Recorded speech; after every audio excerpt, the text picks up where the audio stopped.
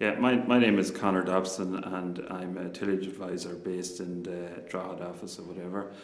Most of my work is based with cereal and potato farmers or whatever, giving them advice on growing the crops and day-to-day management of crops in general. What I'm going to be speaking today about is share farming from a tillage perspective or whatever. And basically what I wanted to cover today was give two worked examples of share farming in practice from a tillage scene. Share farming has become very popular in my area in the last 4 or 5 years, which mainly two main reasons, I suppose, that it has become popular. It's getting rid of the uncertainty of Conacre, and it's allowing maybe older farmers who want to take a step back from the day-to-day running of the farm. It's allowing them, while they take that step back, to still have a say in the decisions that are made on the farm. So they are the two examples I show. One is the McGuinness family, and they're farming with their neighbours, the Dorrigans or whatever, who coming into his early 60s or whatever, wants to take a step back from the day-to-day running of it. He's neighbouring onto the McGuinness family, who have a very large cereal operation, and they have the capacity to expand. So they're bringing the knowledge and expertise of growing the crop, and he gets a say in the decision making on that. So that's one of the examples. The other example we'll be looking at is the Halfpenny, two brothers, Liam and Tony Halfpenny, who are farming with not in close proximity, but William Carey, and he has a small holding of 35 hectares. He has no natural successor, and he wanted to take a step back from farming. So basically farming, he was doing some part-time work. That's how a sort of agreement came about. He was doing some part-time work, contract work for the Halfpenny brothers, and from there he approached the subject of share farming, the lands together or whatever. So that's when it takes place. What I will go through then would be, say from my point of view, what's involved from my end as regards meeting most of these farmers are clients of mine, meeting them from the point of view, the initial consultation, getting to know more about the agreement or how the agreement is set up, and from there then bringing it through, maybe have a consultation between the farmer and the share farmer himself, the landowner and the share farmer, discuss the budgets and the breakdown of how say product is to be sold or who purchases what, and take it from there then through to formulating a final agreement. And the final consultation we would have with the client, with both clients, would be maybe, just a final look over. The agreement would be put in place, final look over of the agreement with the client before it's signed. We would also focus on issues such as maybe insurance, and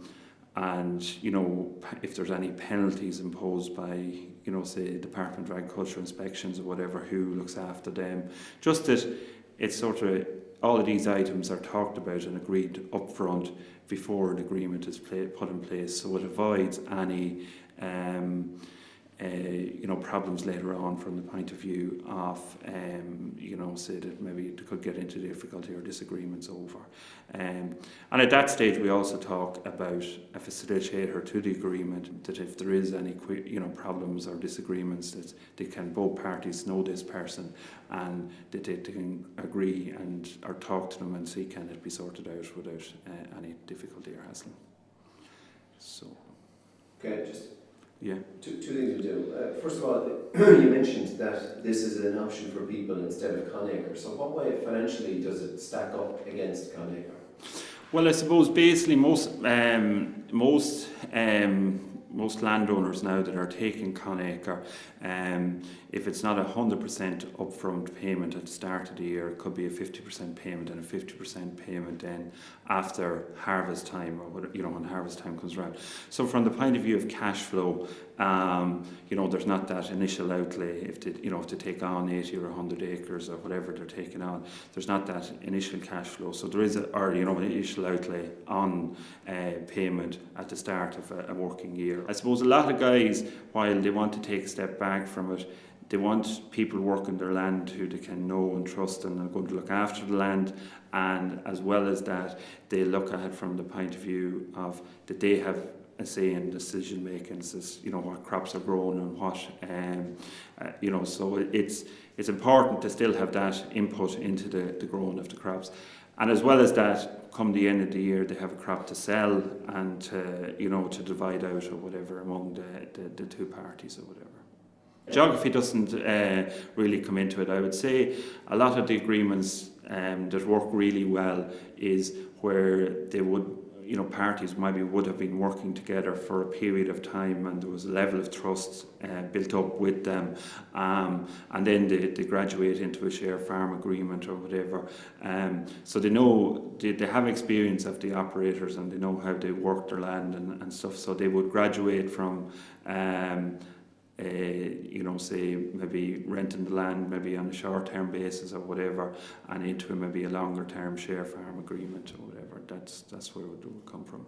Well, I suppose where share farming is now is, I see it, it's getting more popular year on year with landowners from the point of view, and especially with the new change in cap. I see it probably for it fitting into two main situations that I would see is fitting into, as I said earlier, older farmers who want to take a step back from the day-to-day running into farm, and the other area is where, with the expansion that's proposed to be taken on the dairy sector, maybe say that these people need to grow tillage crops or whatever to feed their livestock or whatever, and if they share farm with an experienced tillage farmer, they have the potential to maybe increase their yield and work along from that point of view. So I see they would be the two main areas that would help the share farming to grow in the future.